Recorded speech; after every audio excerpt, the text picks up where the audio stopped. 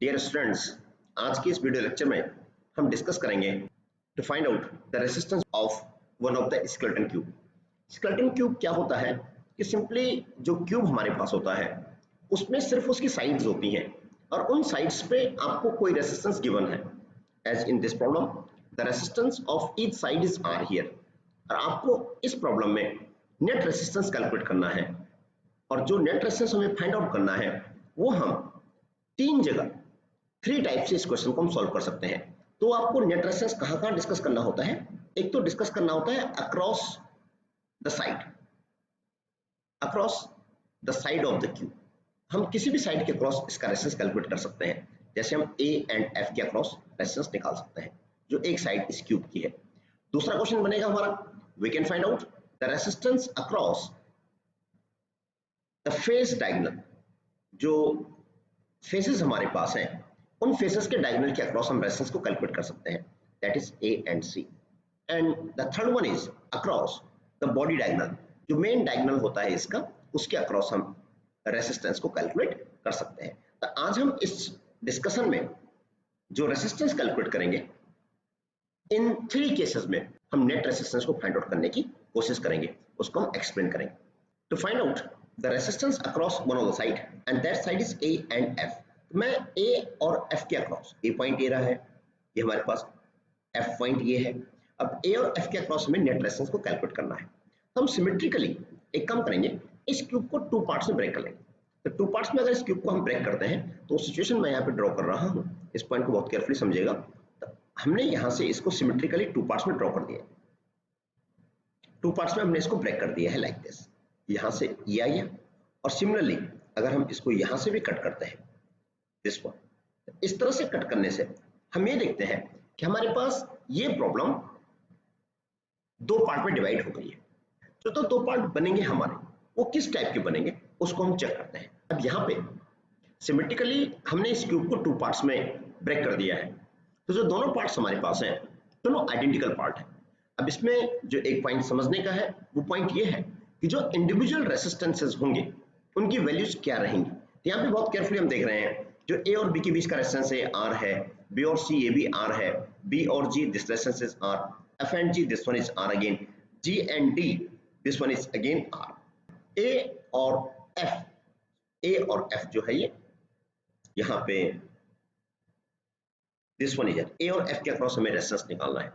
अब यहाँ पे दोबारा हम इस प्रॉब्लम को सोचेंगे, समझेंगे, तो यहाँ पे जो आइडेंटिकल रेजिस्टेंसेस हैं वो हमने एज सच इनको लिख दिया है। लेकिन यहाँ पर एक पॉइंट सोचने का है, और इंपॉर्टेंट पॉइंट ये है कि जो रेसिस्टेंस ए एफ का होगा और सी डी का होगा वो इंडिविजुअल रेसिस्टेंस कितना हो जाएगा। तो बहुत केयरफुली अगर हम समझते हैं, इस बात को बड़े ध्यान से हम सीखने की कोशिश करते हैं, तो हमें ये लगता है यहाँ पे कि इस प्रॉब्लम को डील करने के लिए अगर हम सी डी पोर्शन को ब्रेक करते हैं, जैसे सी डी वायर मेरे पास ये था, लेट इट बी, ये सी डी मेरे पास पूरा कंप्लीट वायर है। अब इस कंप्लीट वायर को हमने टू पार्ट्स में कट कर दिया है, ये सी है ये डी है, इसका अपना रेजिस्टेंस आर है। अगर हम इसको यहाँ से कट करते हैं, हमने इस रेजिस्टेंस को टू पार्ट्स में ब्रेक कर दिया। तो अगर हम इसको यहाँ से इस तरह से ब्रेक करते हैं, टू पार्ट्स में ब्रेक करते हैं इस तरह से, तो आपके पास जो पार्ट्स बनेंगे वो दो पार्ट्स आपके पास अवेलेबल हो जाएंगे। एक पार्ट आपके पास ये बन जाएगा, ये वाला इस साइड वाला, और एक पार्ट आपके पास आइडेंटिकल पार्ट, ये दूसरा पार्ट आपके पास ये बन जाएगा। अब हमें ये देखना है कि हमें इन दोनों को ऐड करके, ये पॉइंट बी सी है, ये पॉइंट बी डी है, ये पॉइंट बी सी है, ये पॉइंट बी डी है, फिर ये दोनों कंबाइंड होकर फिर ये क्या बनाएंगे, आर रेसिस्टेंस को बना देंगे। तो इसके लिए जरूरी है कि जब इनको हम कनेक्ट करेंगे तो ये दोनों रेसिस्टेंस पैरेलल में आएंगे।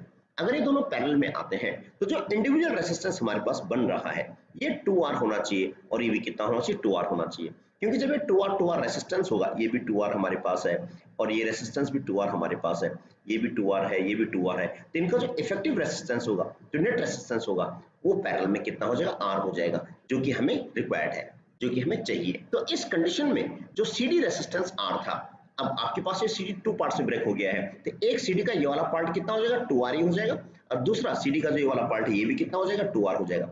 एज वेल एज जो AF था ये भी कितना हो जाएगा, 2R हो जाएगा, और जो AF यहाँ पर ये भी कितना हो जाएगा, 2R हो जाएगा। इन दिस वे अब हम इन इक्विवेलेंट रेसिस्टेंस को सॉल्व करने की कोशिश करेंगे। तो जो हमारे पास ये अपर पार्ट है इसका रेसिस्टेंस हम अज्यूम कर सकते हैं, लेट इट बी R1। ये रेसिस्टेंस कितना हमारे पास, ये कंप्लीट रेसिस्टेंस कितना है, R1 है, और यहाँ से जो नीचे वाला जो रेजिस्टेंस में फाइंड आउट होगा जब हम इसको सॉल्व करेंगे, let this resistance is R2, तो दोनों रेजिस्टेंस हमारे पास एज सच एक जैसे होंगे, क्यों, दोनों आइडेंटिकल हैं। तो अगर हम R1 को सॉल्व करने की कोशिश करते हैं, इसको प्रोसेस में लाते हैं, तो आप अच्छी तरह देख रहे हैं कि यहाँ से जो करंट इसमें पास होगी, इस पोर्शन में पास होगी, वही करंट इस पोर्शन में आएगी, वही करंट इस पोर्शन में आएगी, यानी जो तीनों पोर्शन है, तीनों रेजिस्टेंस है, ये किस में आ जाएंगे, सीरीज में आ जाएंगे। अगर ये तीनों रेजिस्टेंस सीरीज में आ जाते हैं तो हमारी सिचुएशन कुछ इस तरह से बन जाएगी, और मैं इसको यहाँ ड्रॉ कर लेता हूँ, इट इज हियर। यहाँ से हम अच्छी तरह समझ सकते हैं कि जो सिचुएशन होगी वो किस तरह से रिड्यूस हो जाएगी हमारी। तो आपके पास ये पॉइंट, आपके पास ये पॉइंट जिसके अक्रॉस हमें रेजिस्टेंस निकालना है, ये रेजिस्टेंस हमारे पास 2R है, this one is R here, this one is R here, this one also R here. अभी कितना हो जाएगा, ये हो जाएगा हमारे पास 4R।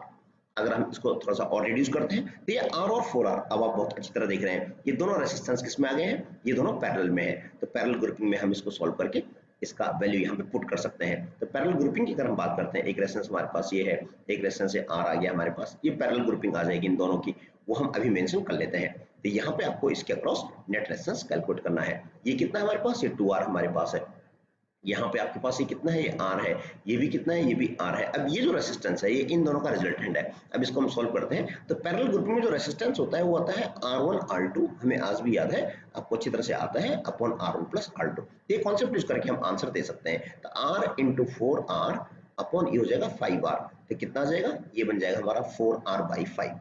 तो ये जो वैल्यू हमारे पास बनी है, ये वैल्यू कितनी बन गई हमारे पास, 4R/5 बन गई है। अब बहुत केयरफुली देखते हैं, तो ये रेजिस्टेंस और ये रेजिस्टेंस, ये तीनों किस में आ गए, सीरीज में आ गए हैं। तो सिचुएशन बन के आएगी वो इस तरह से रिड्यूस हो जाएगी हमारे पास कि एक रेजिस्टेंस तो ये हमारे पास 2R, ये हमारे पास 2 पॉइंट है जिसके अक्रॉस हम निकाल रहे हैं, ये 2R है, और इनका जो रिजल्टेंट आ जाएगा राइट साइड से, ये कितना आ जाएगा हमारे पास, ये 4R/5 था, इसके साथ 2R और ऐड हो जाएगा, तो ये हो जाएगा हमारे पास, it comes out to be 14R/5, this one, and now these two resistance are in parallel। अभी पैरेलल में है तो इनका जो इफेक्टिव रेजिस्टेंस होगा वो हम सॉल्व कर सकते हैं by using the parallel grouping.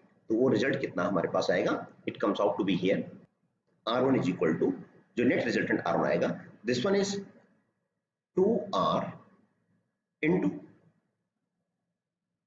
14R/5 upon, it is here 2R plus 14R/5। इसको सॉल्व करके कितना आ जाएगा, R1 is equal to, it become here 2R into 14R/5, ये यहाँ पर है, ओवर कितना आ जाएगा, ये आ जाएगा 24R अपॉन 5। अभी R/5 यहाँ पर भी है, R/5 यहाँ कैंसिल आउट हो जाएगा, ये 24 हमारे पास है, तो ये इजिली यहाँ से कट हो जाएगा, यहाँ से कट जाएगा, ये 2 से कट जाएगा, 2 12 जब 14 हो जाएगा, एंड 2 7 जब 2 12 जा 24 यहाँ से आ जाएगा, 2 7 जा, ये आपका आंसर R1 कितना आ जाएगा सॉल्व करके, this R1 comes out to be 14R/12। अब इसको और सॉल्व कर लेंगे, रिड्यूस कर लेंगे, कितना आ जाएगा, ये आ जाएगा हमारे पास 7R/6। इन दिस वे जो आपका इफेक्टिव रेजिस्टेंस R1 आया वो कितना आ गया, 7R/6 आ गया। सिमिलरली R2 कितना आ जाएगा यहाँ से, सिमिलरली जो सेकेंड पार्ट है इसका R2, it will be again 7R/6। In this way जो इफेक्टिव रेजिस्टेंस होगा पूरे ग्रुपिंग का, वो नेट रेजिस्टेंस कितना आ जाएगा, वो इनका पैरेलल ग्रुपिंग आ जाएगा। तो R नेट, तो 1/R नेट जो हमारे पास आएगा will be equal to 1/R1 plus 1/R2। इसको हम बहुत केयरफुली सॉल्व करेंगे, तो ये हमारे पास आ जाएगा R net comes out to be, क्योंकि दोनों रेजिस्टेंस इक्वल है, तो पैरेलल ग्रुपिंग में अगर इक्वल रेजिस्टेंस हमारे पास होता है, जो इफेक्टिव आंसर आता है उनका एग्जैक्टली हाफ हो जाता है। तो your answer will be 7R/12, it is the answer. Let you calculate the resistance across the phase diagram. अब हमारे पास इसका जो फेज है, स्क्वायर फेज जो हमारे पास है, उसके डायगोनल के अक्रॉस में नेट रेजिस्टेंस निकालना है। तो बहुत केयरफुली हम देख सकते हैं इस बात को। एक पॉइंट हमारे पास ये ए है, और ये फेज, अपर फेज की अगर मैं बात करूं तो फेज डायगोनल हमारे पास ये आ जाएगा ए एंड सी। इसके अक्रॉस हमें नेट रेजिस्टेंस कैलकुलेट करना है। इस नेट रेजिस्टेंस को निकालने के लिए हम फिर वही सिमेट्रिक प्रॉब्लम यूज करेंगे, उसी सिमेट्री के थ्रू क्वेश्चन को डिस्कस करेंगे। हमें क्या करना पड़ेगा, जो भी 2 मिनट पहले हम डिस्कस किया था, आपको इसको सिमेट्रिकली कट करना पड़ेगा। और सिमेट्रिकली मैंने इसको यहाँ से ड्रॉ कर दिया है कि आपको ये पोर्शन अलग यहाँ से हटाना पड़ेगा, एज वेल एज यहाँ से हमने इस पूरे स्केलेटन क्यूब को यहाँ से इस तरह से 2 आइडेंटिकल पार्ट में ब्रेक कर दिया है। अब जैसे कि आप देख रहे हैं कि हमें जो रेजिस्टेंस कैलकुलेट करना है, हमें ए और सी के बीच में कैलकुलेट करना है। यहाँ से आपने इजिली इस पूरे स्केलेटन क्यूब को 2 आइडेंटिकल पार्ट में ब्रेक कर दिया है। तो आपके पास जिन पॉइंट्स के अक्रॉस रेजिस्टेंस कैलकुलेट करना है वो पॉइंट ए एंड सी है, एज वेल एज यहाँ भी हमारे पास ये पॉइंट ए है और ये पॉइंट क्या है, सी है। तो हम एक काम करेंगे, इन दोनों का इंडिविजुअल रेजिस्टेंस कैलकुलेट करेंगे। Let this resistance is R1 as well as this resistance is R2। फिर दोनों रेजिस्टेंस हमारे पास पैरेलल में आ जाएंगे। बहुत केयरफुली समझेंगे, यहाँ पे वही सिचुएशन वही कॉन्सेप्ट हम यूज करेंगे, उसी कॉन्सेप्ट को हम यूज करेंगे जो अभी हमने यूज किया था। इसमें जो इंडिविजुअल रेजिस्टेंस है वो यहाँ पे R है, लेकिन जो इंपॉर्टेंट पॉइंट है ये जो रेजिस्टेंस होगा AF का ये कितना हो जाएगा, 2R हो जाएगा, और CD का रेजिस्टेंस ये भी कितना हो जाएगा, 2R हो जाएगा। CD का रेजिस्टेंस कितना हो जाएगा, 2R हो जाएगा, और AF का रेजिस्टेंस ये 2R हो जाएगा, क्योंकि ये बाद में कंबाइन होकर फिर R बन जाएंगे पैरेलल में। ये भी R है, ये भी R है, this one is R, this one is R, this one is R। Let us calculate the effective resistance for this R1। तो R1 के अगर हम बहुत केयरफुली डील करते हैं, तो अगर मैं इनके डिफरेंट पॉइंट्स को यहाँ मेंशन कर दूं, जो डिफरेंट पॉइंट्स में गिवन है, तो उन पॉइंट्स को अगर मैं लेके चलूं, this point is A here, ये पॉइंट मैंने A यहाँ अज्यूम कर दिया है, यहाँ ये पॉइंट B मेरे पास है, ये पॉइंट B मैंने अज्यूम यहाँ कर दिया है, यहाँ मैंने पॉइंट G को अज्यूम कर दिया, this point is G, this point is B, this point is A, और यहाँ मेरे पास ये पॉइंट C है। तो बहुत केयरफुली देखते हैं, A और B को अगर हम देखते हैं, तो AB के अक्रॉस जो रेजिस्टेंस मेरे पास है वो R है, बड़े ध्यान से आप समझ सकते हैं। B और C के बीच जो रेजिस्टेंस बन रहा है वो भी कितना हमारे पास है, वो भी R है, और A और G के बीच जो रेजिस्टेंस बन रहा है उसको बहुत केयरफुली देखेंगे, A और G, तो A और G के बीच में रेजिस्टेंस बन रहा है ये 2R प्लस R, कितना हो जाएगा, इट बिकम हियर 3R, और G और C के बीच रेजिस्टेंस बन रहा है, देखो R ये है, 2R ही है, ये दोनों किस में आ जाएंगे, सीरीज में आ जाएंगे, R प्लस 2R कितना हो जाएगा, 3R। G एंड C के बीच में ये पूरी ये लाइन हमारे पास है, दो रेजिस्टेंस हमारे पास है, R एंड 2R, और ये दोनों किस में है, सीरीज में है, तो कितना हो जाएगा, इट अगेन बिकम 3R। बहुत केयरफुली देखेंगे कोई और रेजिस्टेंस छूट तो नहीं गया है। तो BG का रेजिस्टेंस अगर हम देखते हैं, B point is here, G point is here, this resistance is R here, तो इनके बीच में रेजिस्टेंस हमारे पास R है। तो इस तरह की सिचुएशन बन के सामने आ जाएगी, और आपको net resistance A and C के बीच में कैलकुलेट करना है। यहाँ हम बड़े केयरफुली देखते हैं कि कहीं ये ब्रिज कंडीशन तो नहीं लग रही है, तो पॉइंट P होता है, रेजिस्टेंस P है, ये Q है, ये रेजिस्टेंस R है, ये रेजिस्टेंस S होता है। तो ब्रिज कंडीशन में, व्हिटस्टोन ब्रिज कंडीशन में हम ये देखते हैं कि P upon Q is equal to R upon S। ये सेटिस्फाइड है, नहीं है, देखो R by R is equal to 3R by 3R। In this way, the condition is satisfied. It means जो ये मिडिल रेजिस्टेंस होता है BG वाला, ये रेजिस्टेंस क्या हो जाएगा, यहाँ से नेग्लेक्ट हो जाएगा, इस रेजिस्टेंस को हम यहाँ से नेग्लेक्ट कर देंगे। अब ये रेजिस्टेंस अगर यहाँ से हट जाएगा तो सिचुएशन क्या बन के सामने आ जाएगी, वो आप इजिली ड्रॉ कर सकते हैं, और उसको हम आगे प्रोसेस में ला करके इस क्वेश्चन को इजिली आंसर दे सकते हैं। तो हम जो कंडीशन देख रहे हैं, जो सिचुएशन देख रहे हैं, वो सिचुएशन कुछ इस तरह से बन गई है, like this one, this point is A, this point is C, यहाँ पे कितना है R, this one R, this one is 3R, this one is 3R। तो आप बहुत बड़े अच्छी तरह से इस बात को समझ सकते हैं, यहाँ पर जो सिचुएशन बन जाएगी, ये अपर रेजिस्टेंस कितने हो जाएंगे हमारे पास, R plus R, it become this point is A, this point is C, this become here 2R, और ये कितना हो जाएगा, 6R हो जाएगा। अब 2R 6R दोनों किस में आ गए, दोनों पैरेलल में आ गए। तो हम अच्छी तरह जानते हैं जो इसका नेट रेजिस्टेंस R1 बनेगा, तो R1 इज इक्वल टू हमें याद है R1 R2 upon R1 R2 upon R1 plus R2, ये फॉर्मूला होता है हमारा। R1 R2 कितना हो जाएगा, 2R into 6R upon R1 plus R2 कितना हो जाएगा, इट इज 8R। तो यहाँ से देखेंगे, यहाँ से कैंसिल आउट हो जाएगा, और यहाँ से 2 4 जा 8, और 2 से फिर कटेंगे, 2 3 जा 6 एंड 2 2 जा 4, it become here 3R by 2।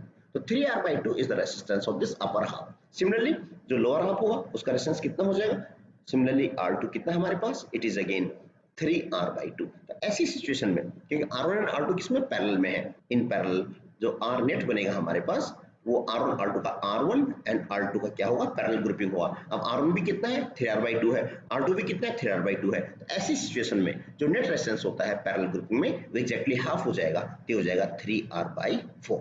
It is the answer. Let us discuss to find net resistance across the body diagonal. अब यहाँ पे इस पार्ट को डिस्कस करने के लिए आपके पास जो बॉडी डायगोनल है उसके अक्रॉस हमें नेट रेजिस्टेंस को कैलकुलेट करना है। तो बॉडी डायगोनल हमने अज्यूम कर दिया, ये वाला मैं कंसीडर कर रहा हूँ, यहाँ से लेकर के और यहाँ तक, इसके अक्रॉस नेट रेजिस्टेंस हमने फाइंड आउट करना है। इस नेट रेजिस्टेंस को फाइंड आउट करने के लिए मैं किरचॉफ्स रूल की हेल्प ले रहा हूँ। तो यहाँ पर हमने एक सेल को यूज कर लिया है, और सोर्स ऑफ वोल्टेज हमारे पास है, और जो इसका EMF है, जो वोल्टेज हमने अप्लाई कर रखा है, let this voltage is V here. अब यहाँ से सिमेट्रिकली मैंने अपनी फैसिलिटी के लिए जो करंट पास करवाया है वो 6I करंट मैंने यहाँ से पास करवाया है। अब 6I करंट जैसे ही यहाँ पास होगा, तो गेटिंग इट, यहाँ भी करंट कितना आ जाएगा, 2I आ जाएगा। तो इस डायरेक्शन में भी जो करंट फ्लो होगा वो भी 2I फ्लो होगा, और यहाँ भी जो करंट फ्लो होगा वो भी कितना होगा, 2I होगा। अब सिंपली यहाँ पे जो करंट पहुंचेगा, अब ये करंट यहाँ डिवाइड हो जाएगा, तो डेफिनेटली यहाँ करंट कितना हो जाएगा, I, और इस डायरेक्शन में भी करंट कितना जाएगा, I जाएगा। अब 2i करंट जैसे यहाँ पहुंचेगा तो इस डायरेक्शन में करंट कितना हो जाएगा, i हो जाएगा, एज वेल एज इस डायरेक्शन में करंट कितना हो जाएगा, i हो जाएगा। 2i करंट जैसे यहाँ पहुंचेगा तो यहाँ इस डायरेक्शन में करंट कितना हो जाएगा, i हो जाएगा, और यहाँ भी करंट कितना हो जाएगा, i हो जाएगा। तो बहुत केयरफुली अगर हम देखते हैं तो यहाँ से करंट i ऊपर आया, यहाँ से करंट i इधर आया, तो इस पॉइंट B पे जो करंट कंबाइन होकर आएगा वो कितना हो जाएगा, यहाँ पे डेफिनेटली 2i हो जाएगा। एज वेल एज एक करंट i इधर है, i इधर है, तो ये करंट इस डायरेक्शन में ये भी कितना हो जाएगा, 2i हो जाएगा। अब यहाँ से भी करंट i इधर से आया, करंट i इधर से आया, ये करंट ऐड होकर यहाँ कितना आ जाएगा, यहाँ अगेन कितना हो जाएगा, 2i हो जाएगा। इन दिस वे जो यहाँ जो करंट आएगा फिर वो कितना हो जाएगा, 6i हो जाएगा। तो यहाँ पे जो सिस्टम के अंदर जो वोल्टेज है वो वोल्टेज कितनी हमारे पास, वो वोल्टेज V है, और करंट कितना फ्लो हो रहा है सर्किट में, करंट फ्लो हो रहा है 6i, जो टोटल करंट फ्लो हो रहा है। और यहाँ पे नेट रेजिस्टेंस कितना है इस ग्रुपिंग का, नेट रेजिस्टेंस मैंने अज्यूम कर दिया है and let it be capital R, ये मैंने अज्यूम कर लिया है। तब यहाँ पे अगर हम सिंपली वोल्टेज का फॉर्मूला लगाते हैं, therefore V is equal to IR होता है, I कितना है, 6i है, into R is here, is the equation number 1 is here.